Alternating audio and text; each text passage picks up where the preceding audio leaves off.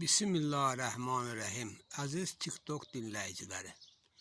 Son dövrlər Seyid Şah İsmail haqqında çox sözlər deyilir.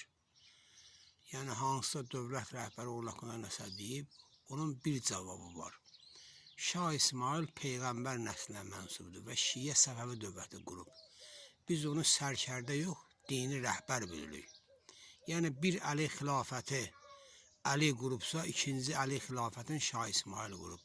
O səbəbə Nəcəfdə İmam Əlinin məzarı üstündə də 5 barmaq, yəni 5 Əhl-Əba, Peyğəmbər, Fatimə, Əli, Həsən, Hüseyin var.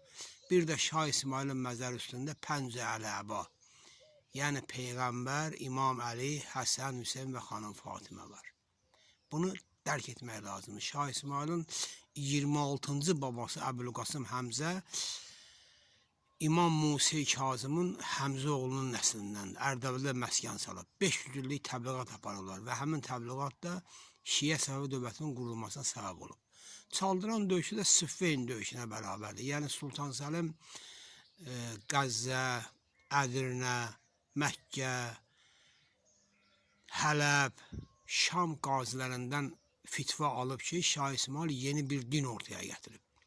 Çaldıranda isə Şah İsmail ilə görüşdə başa düşüb ki, bu xilafət rəhbəridir.